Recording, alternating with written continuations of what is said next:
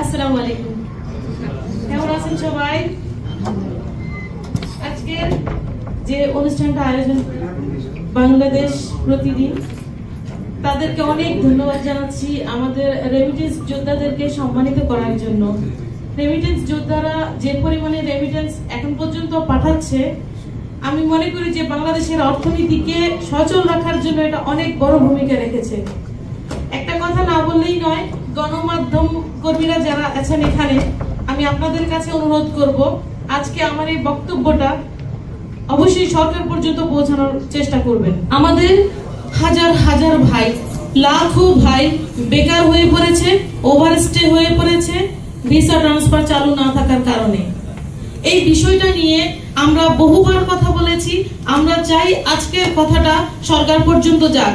আমরা সম্মাননা কিংবা কোনো কিছুর আশা করে রেমিটেন্স পাঠাই না। রেমিটেন্স পাঠাই আমার পরিবারের জন্য, দেশের জন্য এবং সরকারের অর্থনীতির চাকা সচল রাখার জন্য। এই বিষয়টা সরকারকে বুঝতে হবে। প্রবাস বান্ধব সরকার যতক্ষণ না হবে ততক্ষণ প্রবাসীরা এইভাবে সম্মানিত হয়ে লাভ নেই।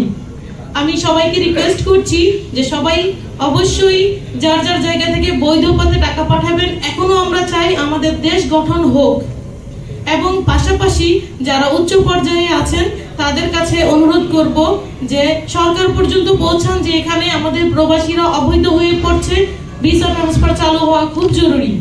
এবং এটা নিয়ে সরকারের উচ্চ পর্যায়ের বৈঠক করতে হবে, আমাদের বাংলাদেশ এম্বাসিকেও এগিয়ে আসতে হবে। তা আমি আমার বক্তব্য দীর্ঘায়িত করছি না, খুব কম সময়ের জন্য আসলে সবাইকে সময় দেওয়া হচ্ছে।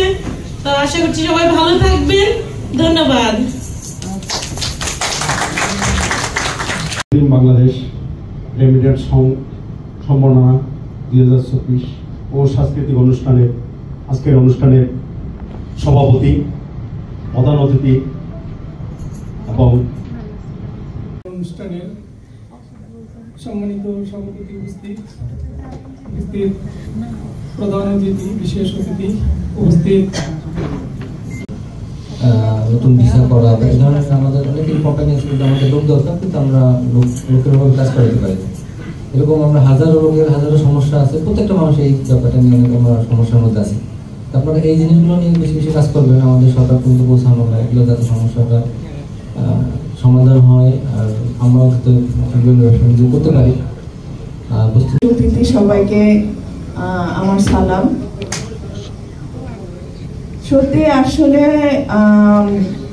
আমরা আসলে রেমিটেন্স যোদ্ধাদের সম্মান অবশ্যই করব, কারণ কি ওরা অনেক কষ্ট করে এই দেশে কর্মরত করে সেই বাংলাদেশে রেমিটেন্স পাঠায়।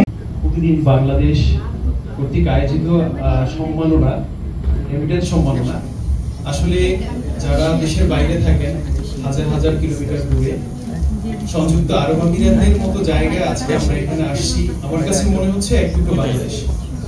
সবাই বাংলা ভাষায় কথা বলছে, সবাই তাদের নিজেদের আত্মীয় স্বজনের মতো বাড়ির পাশের মানুষের সাথে যেমন আলোচনা করে ঘরের মানুষের সাথে, সেভাবেই এতক্ষণ আমি মোটামুটি অনেকের সাথে আলোচনা করলাম। আজকে আসলে অনেকেরই অনেক রকমের দাবি দেওয়া থাকে, আমরা যতটুকু পারি আমাদের জায়গা থেকে তুলে ধরতে গণমাধ্যমে এই দেশের খবরই না, বিভিন্ন দেশের খবর, বিভিন্ন জায়গার খবর, বিভিন্ন মানুষের জীবনের খবর। তো মাঝে মধ্যে গণমাধ্যম কর্মীরাও খবরে। সবাইকে শুভেচ্ছা ও আসসালামু আলাইকুম। আমরা যারা বাংলাদেশি প্রতিষ্ঠান নিয়ে আসি, তারা অবশ্যই আমাদের যে বাংলাদেশি ভাই বোনেরা আছে ওদেরকে সহযোগিতা করে আমাদের প্রতিষ্ঠানে নিয়োজিত রাখবো, এবং কি দেশের চাকা সচল রাখার জন্য আমরা অবশ্যই তাদেরকে সবকিছু সার্বিক সহযোগিতা করব।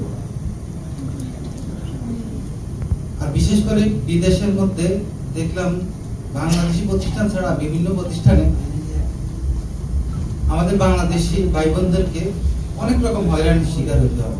হয় 2-3 মাস চাকরি করে কিন্তু বেতন পায় না। আমাদের গণমাধ্যম কর্মীদের মাঝে সম্মানিত সভাপতি ও প্রধান অতিথি এবং বিশেষ অতিথিবৃন্দ এবং আমার বাংলাদেশের প্রাণপ্রিয় বাবা এবং মা এবং বোনেরা, শুরুতেই মহান রব্বুল আলামিনের দরবারে লাখো কোটি শুকরিয়া আদায় করি আজকে এমন একটি বাংলাদেশি ফ্যামিলিময় একটি অনুষ্ঠানে উপস্থিত হতে পেরে খুবই আনন্দ এবং গর্ববোধ করছি। তো আজকে আমি একটু কথা বলতে চাই, সেটা হচ্ছে আমরা এখানে উপস্থিত রয়েছে আমাদের ভলান্টিয়ার টিম। তো আমাদের টিমের নাম হচ্ছে নারদালাল ইমারাত, যেটা হচ্ছে সরাসরি আমরা দুবাই গভর্নমেন্ট, দুবাই হুকুমতের পক্ষ থেকে আমরা কাজ করে থাকি।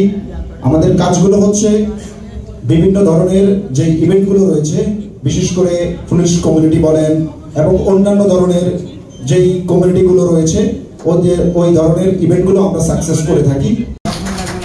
প্রথমে ধন্যবাদ জ্ঞাপন করছি প্রতিদিন বাংলাদেশের এত সুন্দর একটা আয়োজনকে। আসলে ধন্যবাদ জ্ঞাপন করছি আপনাদের সকলের প্রতি যে আমি প্রথম দুবাইতে এতগুলো বাংলাদেশের সঙ্গে এতগুলো বাংলাদেশের সাথে সামনে কথা বলছি। সত্যি বলতে খুব ভালো লাগছে। ভালো লাগাটা এই কারণেই যে সবচাইতে বড় যেটা বিষয় রেমিটেন্স সম্মাননা 2024, নিজেকে রেমিটেন্স যোদ্ধা হিসেবে বলতে কিন্তু আমার খুব ভালো লাগে। যতটুকুই চেষ্টা করি বৈধ পথে বাংলাদেশে টাকা পাঠানোর চেষ্টা করি, এতে আমার আশেপাশে যারা রয়েছে, যারা সবসময় আমাকে সহযোগিতা করে, তারা অন্তত উদ্বুদ্ধ হয় আমাকে দেখে যে না বৈধ পথটা চেষ্টা করি।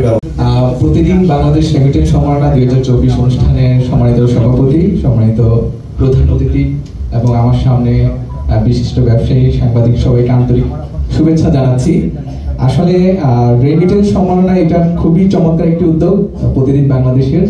আমি যতটুকু জানি আগ থেকে প্রোগ্রামটি হয়ে আসছে এবং সাজাতে এর আগে অনেক বড় প্রোগ্রাম হয়েছে। আসলে এই প্রোগ্রামের মাধ্যমে কিন্তু আসলে আমাদের যারা বাংলাদেশিরা আছি আমরা, আমাদেরকে উদ্বুদ্ধ করা হচ্ছে। কিন্তু আমাদের এখানে বেশিরভাগ সংযুক্ত আরব আমিরাত অথবা গালফে বেশিরভাগ কিন্তু কম শিক্ষিত লোকজন, তারা কিন্তু জানে না কোন পথে দেশে টাকা পাঠালে সেটা বৈধ হিসেবে জানে। বেশিরভাগ কিন্তু আমরা অবৈধ পথে টাকা পাঠাই, কারণ হচ্ছে যে আমরা মাধ্যমটা জানি না, মনে করে যে। সবাইকে আমি ধন্যবাদ জানাই। প্রতিদিন বাংলাদেশ রেমিটেন্স সম্মাননা, আজকের এই রেমিটেন্স সম্মাননা 2024 অনুষ্ঠানে আপনারা যারা উপস্থিত হয়েছেন, আমি আপনাদের সবাইকে একটা বিষয় ক্লিয়ার করব। আমি রহমতুল্লাহ ভাই সুমন একটু আগে যেটা বলে গেছেন ওটা কি আসলে কন্টিনিউ করব। ওনার রেখে যাওয়া বক্তব্য উনি যেটা শেষ করেনি সেটা শেষ করে দেব। উনি বলেছেন যে আমরা কিভাবে টাকা পাঠাবো, কিভাবে টাকা, যদি আমি বাংলাদেশে টাকা পাঠালে জিনিসটা বৈধ কিভাবে হবে সেটাই আমরা অনেকে জানি না।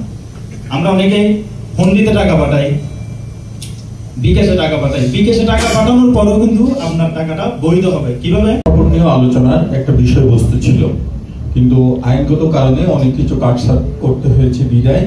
এবং আজকে যেহেতু 15ই আগস্ট, একদিক দিয়ে হচ্ছে বাংলাদেশের সকল নারী নেত্রী বিএনপির চেয়ারপারসন বেগম খালেদা জিয়ার আজকে জন্মদিন, অন্যদিকে 15 আগস্ট নিয়ে বাংলাদেশে যে আগে শোকসভা পালন করতো, এই ধরনের একটা পরিস্থিতি এখানে তৈরি হয়েছে, যার প্রেক্ষিতে অনেকে আজকে শঙ্কার কারণে হয়তো এই অনুষ্ঠানে উপস্থিত হয়নি। অনেকে শঙ্কা কাটিয়ে আজকে অনুষ্ঠানের সন্ধানে সাহসীদের অগ্রযাত্রা, প্রতিদিন বাংলাদেশ রেমিটেন্স সম্মাননা 2024 ও সাংস্কৃতিক অনুষ্ঠানের সম্মানিত সভাপতি তথা আমাদের অত্যন্ত পরিচিত মুখ সাহেব ভাই,